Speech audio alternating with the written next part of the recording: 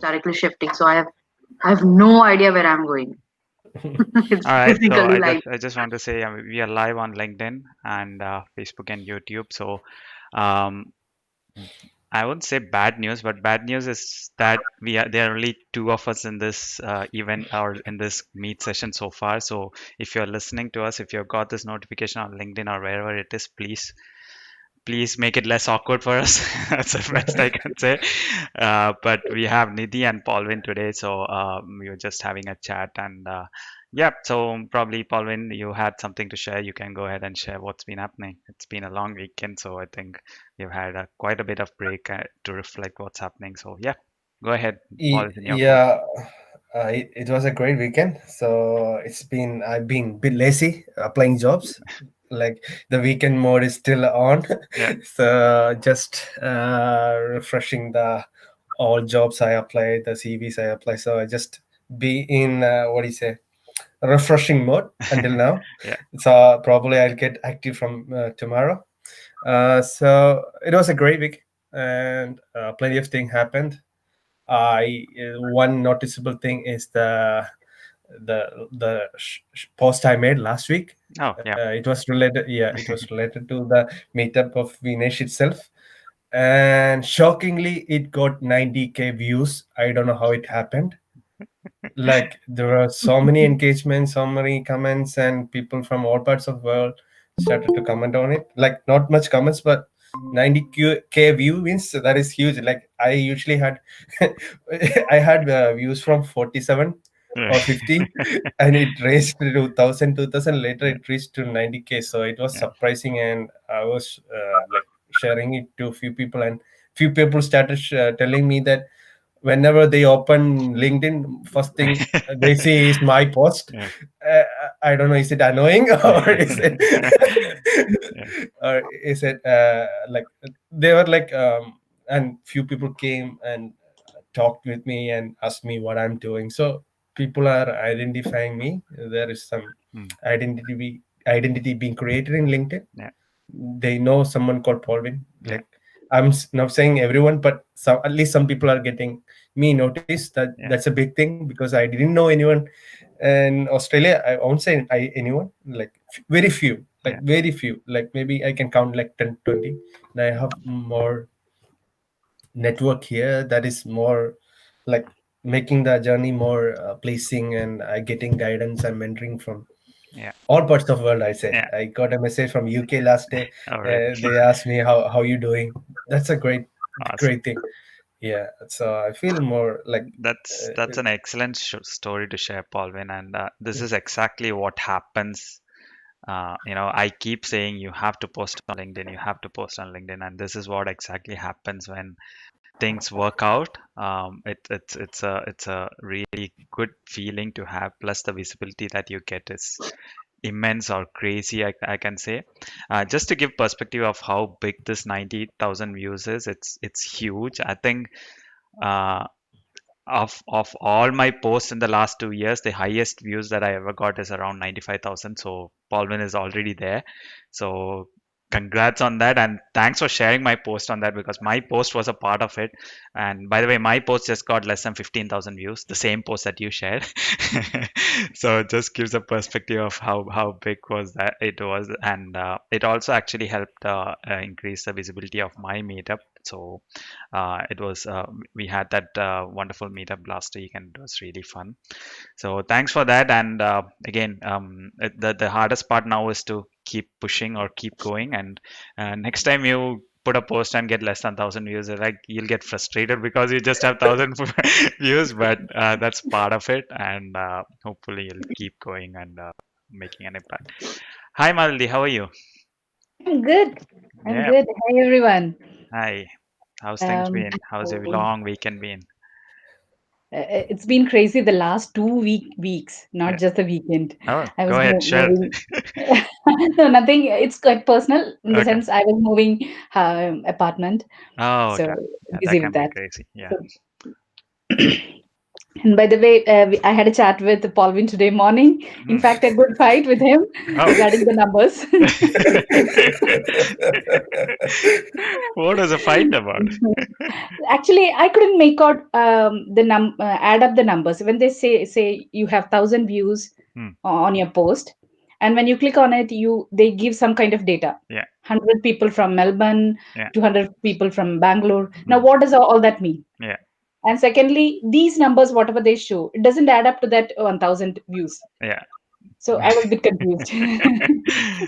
Yeah. To be honest, it was friendly, not a fight. Yeah, I mean, it's always good to clear things up on what the stats are. And Maldi, especially being a tester, she will question she will question those stats. I'm sure about that. Yeah. Yeah, I Yeah, was actually driving him crazy, but I could see that he was very persistent in that. Yeah. He almost convinced me. I wouldn't say he did Okay. convince. That's good. That's good. Yeah. I had to take numbers and percentage. The words was not working with her, so I had to do some math Yeah. and prove her. So I mean, once again, views matter a lot. But views could also mean you're just scrolling and your post just flies by, right? So it's not Oh, necessarily useful, but it also yeah. gives a picture of how popular it is getting among feeds. Just like Paulvin said, when you pick up the phone, you'll see Paulvin, but are they essentially reading it or are they interacting it with it? That is more important. I'm not saying views is less important, but are they liking, commenting, or putting sharing something on it? That is more important, and that's what actually matters to everyone. Views is just about, hey, LinkedIn is actually putting up your post in all these places. So that's what views gives us an idea about. But in the end, for me, what matters is the comments and not even the likes. The comments is what matters for me because that's where I understand. Hey, what I posted is some actually relevant to you. You have something to say about it, and whether I'm right or wrong about it, or whether the post that I meant is worth having a discussion for. So that's what actually uh, makes me happy and makes me gives me a sense of conversion over there. But what happened in Paulvin is not only his views are high, he has a lot of comments as well. And the good thing that he did is he has replied to every comment.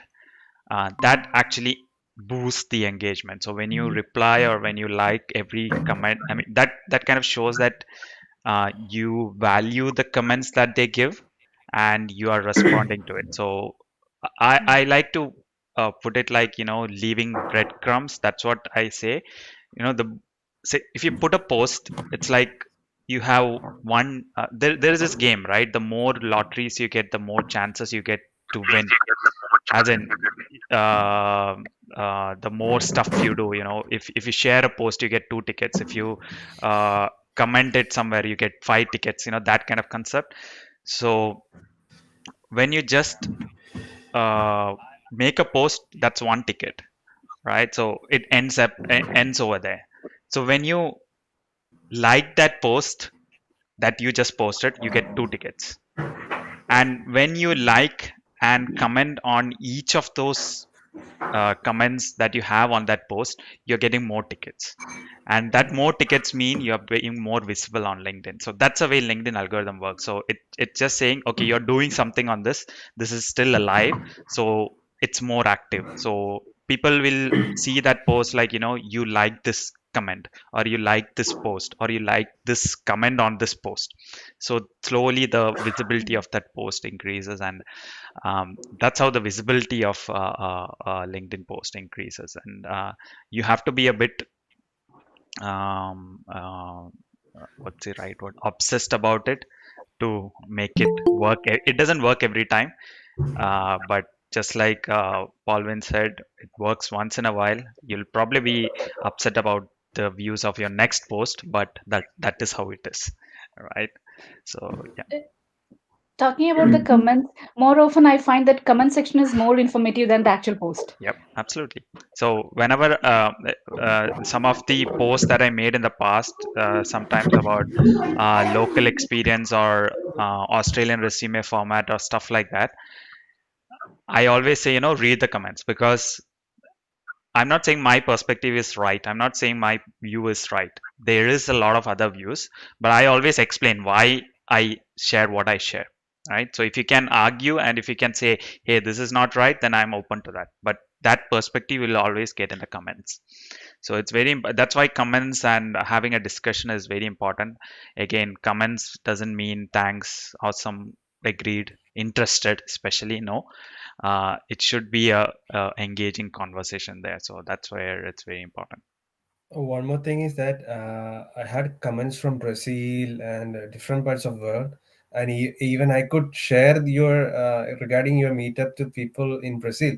Oh, And right now, I got a message that she's watching from Brazil right now. So oh, that is the awesome. great thing.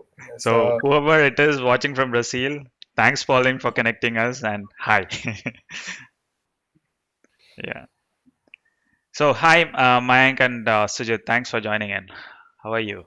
No problem. Yeah, good. I'm good. And How are you, Sujit? good. Good. How's everything going with you guys? Not too bad. How was your long weekend? Did you get out with less restrictions? We had assignments till Oh, yesterday. Got that's got boring. got done. Got done. Had a small party. Now Okay. we are Are you still hungover? a little bit. Okay, I can see that. Yeah. It's good. I went for a good hike. I went to the Langi National Reserve Oh, okay. yesterday. How It was was it? like, yeah, it was good. It was like 20-kilometer hike up and down. Okay. It was oh, damn. Whereabouts is that? It's Tolangi. It's Okay. much more ahead after Yarra Valley. It's like Okay. just 1.5 hour drive from Melbourne. Okay. But wasn't Tolangi it cold National Reserve. yesterday? Yeah, it was freezing, but we already planned and booked car, so Okay. we had to You go. had to go. Okay. Yeah. Yeah, so but it was good. But around 11 o'clock, it was very misty yesterday when we Yeah. because usually we never woke up at like 7 or 8, like especially Yeah. 7 o'clock. So, Yeah. but we had to leave early. Yeah. So, but it was very good. Yeah, That's it good. was a nice experience because especially coming out after lockdown. Yeah. Yeah. Hey Mike, I think you should invite your roommate to the meetup. He ensures that he shows up in your meetup every week. He was just passing. They were just doing something. Yeah. Just cooking lunch actually. Yeah. Yeah, I will talk. I will Just tell him. joking. Yeah, no, I'm Yeah. just joking. And, sure. Thank you so much. So, what's up? So we have very less people. Okay. So a question for all you guys. Why do you think we have less people today? Me and Pauline were discussing that earlier. So in the past 2 weeks, we've been seeing less engagement and less people joining this online catch up. So I just want to know what the theories are over here, because I still think we are adding the same value that we were adding in the past. But what's changed? What's being different? Is the restrictions loosening up impacting, or is the length of the shutdown impacting, or is the fact that people are more comfortable watching this on LinkedIn Live rather than participating impacting? So what's changing here? I see more involvement in LinkedIn, like Yeah. more comments. I see. I was watching in phone, like how Okay. many is responding in So LinkedIn. if So I anyone see is more. watching on LinkedIn Live, give us a reason why you're not part of this, participating with us, and instead just watching on LinkedIn Live. Is there a preference for you? So I'm just being curious, trying to see what's changed in the past 2 weeks. Well, Maybe from the student I think, perspective. Sorry, go ahead. please go ahead. Sorry. Yeah. Maybe from the student perspective, is the final semester, is the final uh, week or last 2 weeks, you can say. So Okay. everybody's busy with assignments as well. Okay. Everybody's like very That busy makes with sense. assignments. Yeah, that makes sense. Yeah. Yes. So And that sorry, definitely, Nidhi. yeah. Nidhi, what's your thoughts?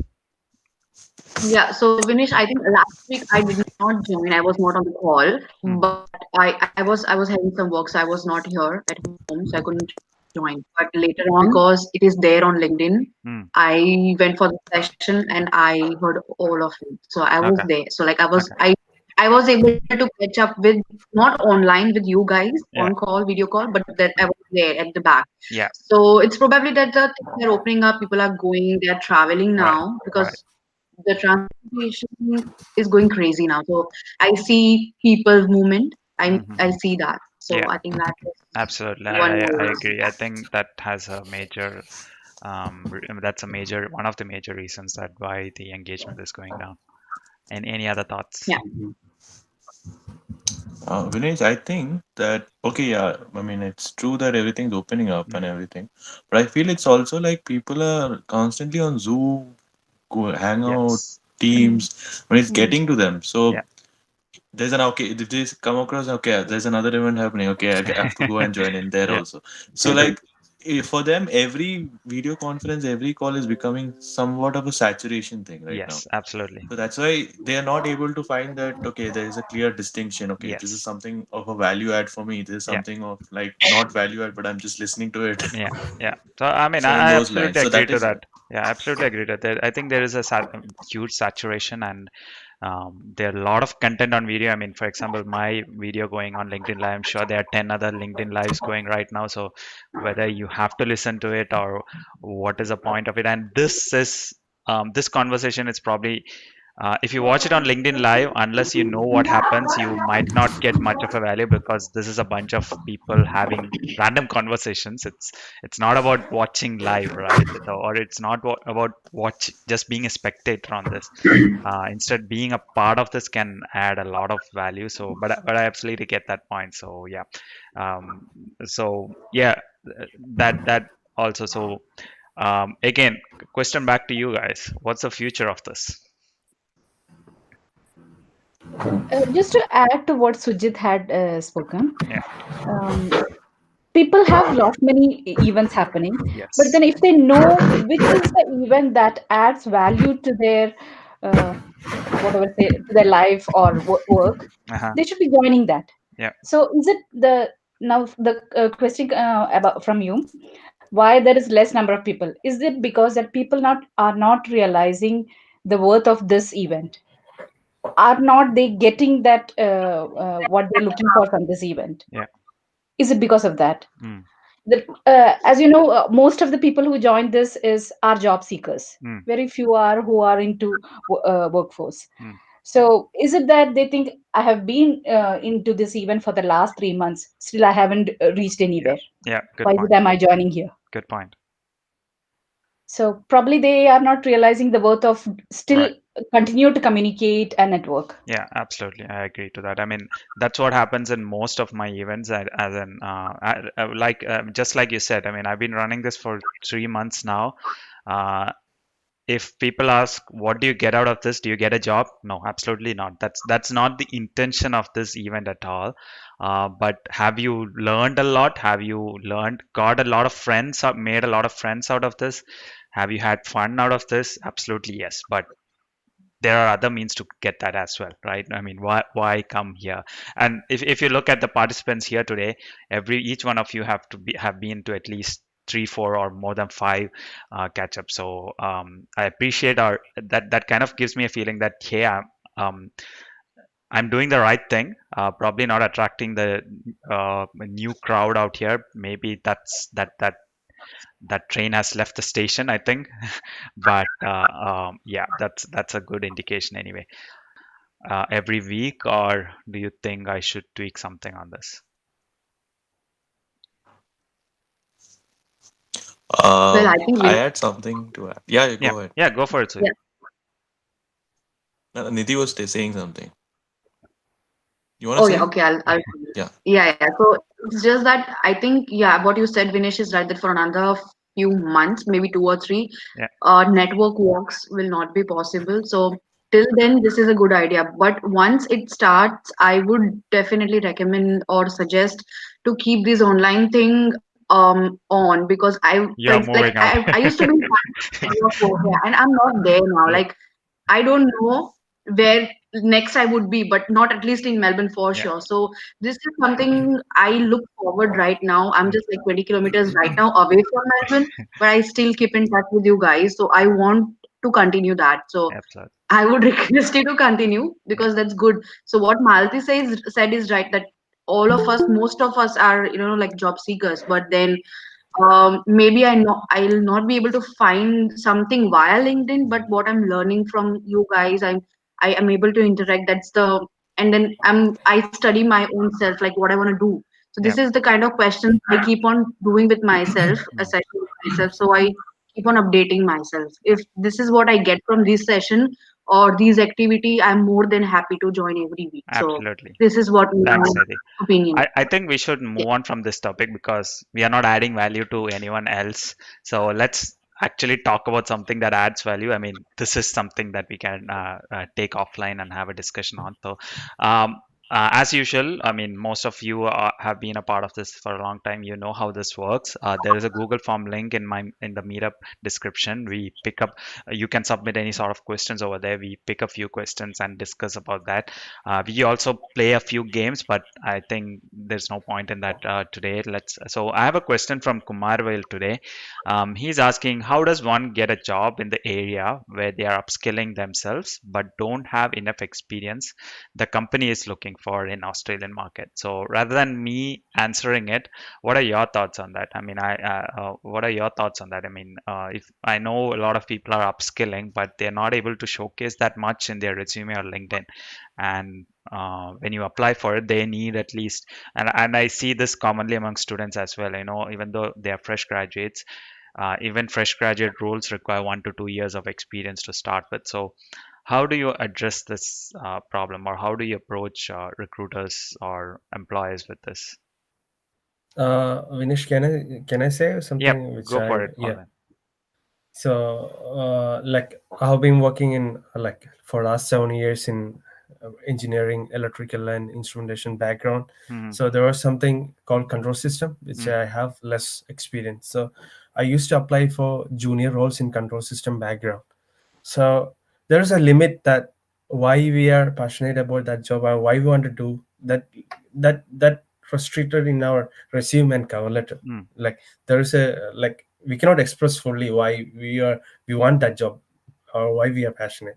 So but when I had an opportunity to talk with someone directly why I'm looking to junior roles, even if after having 7 years of experience I was able to connect with them more. Like mm, it was through a phone call, yep. and they asked me same question: why you want to apply to this role even after having this much experience? Mm, So it's always good that if there is a number listed in that job description, or is there is the name of the recruiter is there in the job, try to add them in LinkedIn.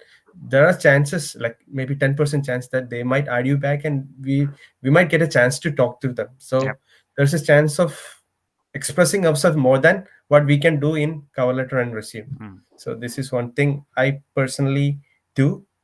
It works sometimes, it works yep. sometimes it doesn't work, so it depends. Yep. Give a try, that's the best option. Yep. Absolutely.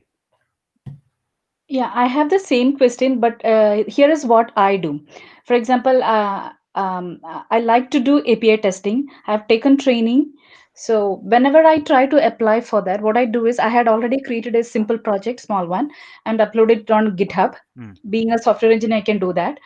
So whenever I apply for a role, I give a link to that GitHub, yep. so that they can right away see what my caliber is in API test, even though I don't have any corporate experience. Absolutely. So probably they might call and I can explain more how confident I am in that. Yeah. So this is one other That's way that's probably. that's a, that's also a brilliant way to do it. Also, like I wanted to add something here. Yep. So when people are upskilling, so one thing I've seen right now after this COVID thing took over was virtual internships, and Mm, these are unpaid ones. yeah. It has gained momentum like crazy. So Yeah. now if anybody says that, okay, I don't know how to upskill in this particular field, or I have the certification but I don't know how to upskill, I would definitely recommend them to do a virtual internship because that's How like how a how one-way how how does ticket. that go? Can you explain a bit? I mean, I've been hearing about virtual So internships as well, but can you give So some insight? there is a website called Inside Sherpa, on which you can pretty much get internships from all across, like Yep. data analytics, marketing, XYZ. I mean, pretty much everything is there. So what happens is that if you have the skill set, you sign up for the internship, you get matched, and then you start working. It's like a 4 5 week process. Hmm. So once you're done with it, you get a kind of a recognition that yes, I have completed this virtual internship Do with you this work in a organization. team, or what sort of work do you do there? So it's more of like the team and everything. I think it happens after you're at least at level 2 or level 3 or something. Mm-hmm. But like before it, it's more of your individual contribution to Okay. that project. Okay.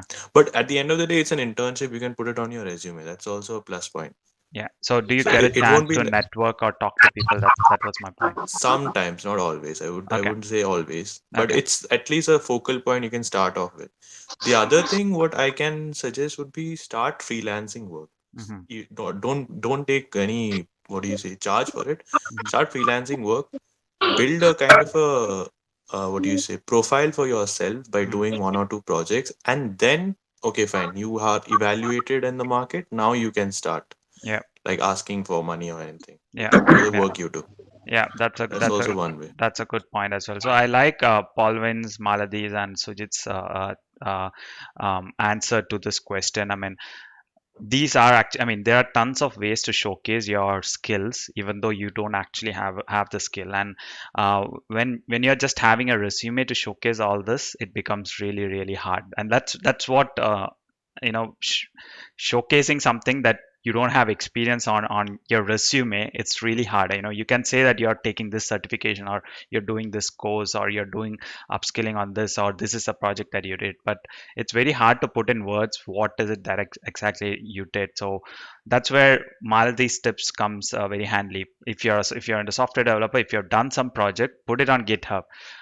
You can also write a post on LinkedIn, or write an article on LinkedIn on how you went about that project. How did you set it up? How did you formalize the idea? How did you code, and what is the result of it? You can write an article on LinkedIn or Medium or wherever it is and get more visibility on that. So that can also be a huge help. Like Sujit said, use virtual internships, but I would say, always remember what is the intention behind internships. Internships will help you upskill, but will it necessarily give you a job? Maybe or may not. I mean, it doesn't give you a huge advantage in terms of a job, but in terms of your experience and upskilling, it's brilliant, right? It's a brilliant add-on, and you might even get in touch with people over there who really like your work, and things can happen. It's just can happen, not necessarily will happen, right? So the virtual, can I yeah, add something to that? sorry, Can I add something to this, brother? yeah, go for it, David. Thanks for joining, by the way. Yeah, no worries, brother. Look, I suppose my point of view, I'm an IT recruiter, Yeah. and I've been in the industry about 15 years. And I suppose for you guys, as people trying to join the market, a lot of the time you have to get past people like myself. Hmm. I suppose what I look for, especially if people are trying to move sideways or even just break into a market, is not just what's on their CV, but how active are you in the community? Do you have a GitHub account? Do you have articles that you've published? Do you have freelance projects going? Are you even volunteering? There's a lot of not-for-profits out there that would love any sort of help they can get. And generally speaking, they're a lot more, what's the word? I suppose open to giving people a go at stuff that they may not actually get a go at in a paid environment. So yeah, look, I think they're probably the main things that I could say, where you can definitely get that experience, and then it's transferable to your CV. Yeah. So, just talking about, I want to do this, well, that's great. What are you doing to actually get experience in that area? Or, are they doing these sorts of projects in your current business? And if they are, put in some extra time. If those people are, working extra time, or take half your lunch break and jump in and say, hey, mate, can I jump in and just watch what you're doing? Pick up some tricks and tips. Can I help out with the project? These sorts of initiative, a lot of managers will go, oh, okay, cool. Yeah, look, the guy wants to learn, he wants to grow. Why not? You know, I'll give him a go. Or at least them knowing that you want to do that and you're willing to do that will give you the opportunity a lot of the time to actually do that work. So I suppose it's communication to your management. It's applying to different non-profits and open source or freelance projects to get involved. Look, you may not make any money out of it, but that's a short-term view. In a long-term view, you're getting experience that's going to help you crack into a market that you may not have been able to get into before. Obviously certifications and training is a big one, and the more you can do, the better. Like I know many companies that specifically put every single employee on a training and certification pathway. So they're always doing at least one training or one certification at all times. And those are the types of organizations that you want to try and gravitate towards, because it'll show you that they have the right attitude to grow you as a professional. So I suppose there's a few things that I can chuck in, I suppose, from a professional point of view. I suppose on the other hand, the earlier conversation you were having about attracting people to this this networking event, invite people like myself or a senior manager. You know what I mean? Like, honestly, like, we've been doing it for 10, 15, 20 years. I'm sure they're going to have some sort of gems of information or tricks and tips or helpful hints or networks where they can share that with you. Absolutely. Which will add a lot more value to the group. A lot of you talking who are all on the same level, yes, you may be able to share bits and pieces that have helped each other get somewhere, but wouldn't you want to talk to the people who are actually there? They've already done it. Absolutely. Or they're in a hiring position where they're the ones who make the call, because they can tell you straight up exactly what you should and shouldn't have on your CV or in your experience bag, Yep. Absolutely. Thanks for jumping into this conversation and providing those all really useful information. So I think what David said touches with the points that Sujit, Malati, and Paulin said, but just that he explained it in a way better way than all of us. So thanks a lot for sharing that, and thanks a lot for jumping into this session. I just want to add one more point on that. I mean, what Paulin mentioned, having a phone conversation helps way more than just putting a resume with your certification or upskilling or whatever it is. It doesn't really help. In the end, there is only so much your resume can showcase. It's always good to have if you can have a face-to-face conversation, that's the best. Or the next best thing would be a coffee virtual catch-up. That's what's happening these days. Or if you can't get hold of that, at least try to have a phone conversation. And like Paul, the point that Paul messaged, he was trying for a junior role even after having 7 years of experience. You have to explain why you are trying for that role, because if he is just trying that because he's just trying to get a job, that's not a valid why reason. You just want a job, he's just getting there, and I just need a stepping stone so that I can grab my next job. That is good for you as a job seeker, not good for the recruiter. For example, for David, that's a bad deal for David, right? So you have to explain that why. I like the Start with the Why by book by Simon Sinek. Read it. You always have to start on why you are doing something and then go, okay, this is what I have to offer. Like, for example, these are the certifications I've done and this is why I'm doing it, right? So you have to always start with the why and then get to these are the tools that I have in hand. That is where you'll make the most impact. So I just wanted to share that as well. So yep, brilliant, wonderful discussion today. Good start to the week after a long weekend. Melbourne is looking sunny today, fortunately. Yesterday it wasn't so great, but today it is sunny. I'm glad that is. So I hopefully you'll anything else you would like to share before we conclude this conversation? All good? I suppose the only other thing I could add is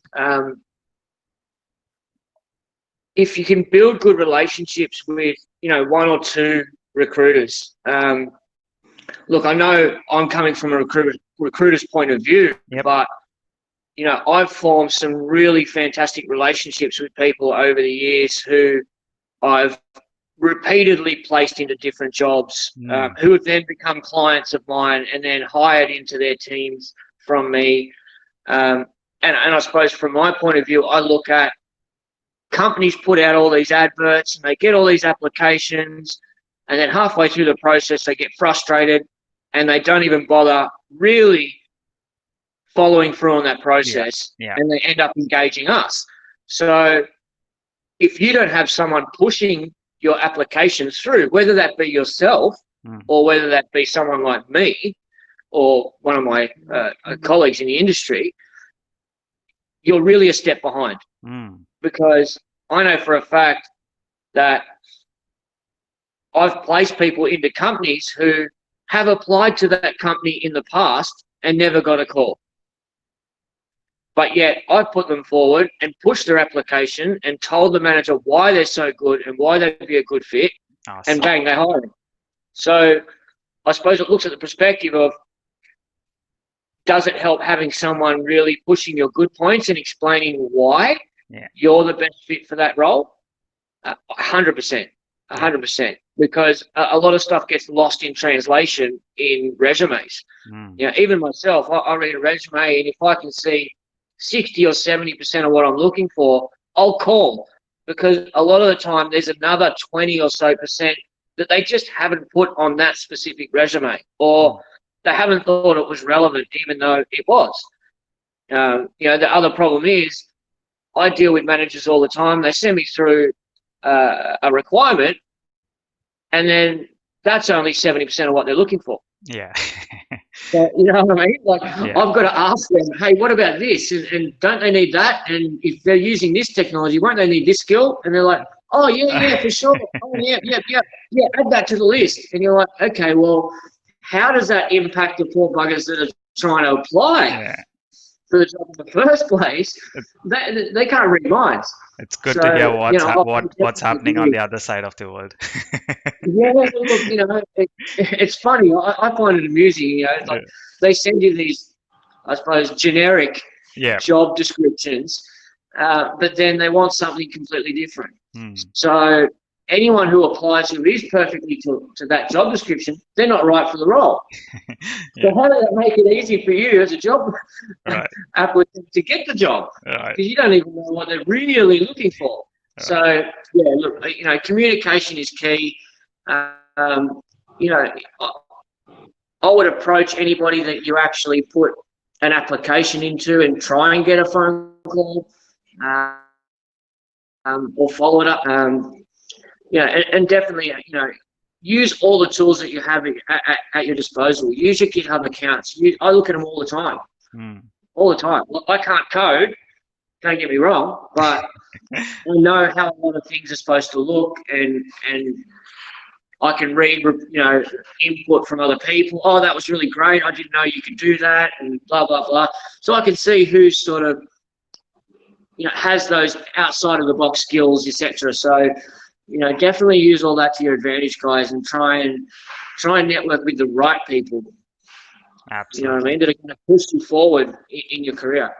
Absolutely. So again, relationships matter a lot, and recruiters do have superpowers that they can make things happen. So that's the that's a summary of what David said. Thanks a lot again for joining us, David, and sharing those insights of what's happening in the recruitment world. But I hope everyone had a rather wonderful conversation today, and David kind of made it more special, jumping in and giving us more insight. So thank you, everyone.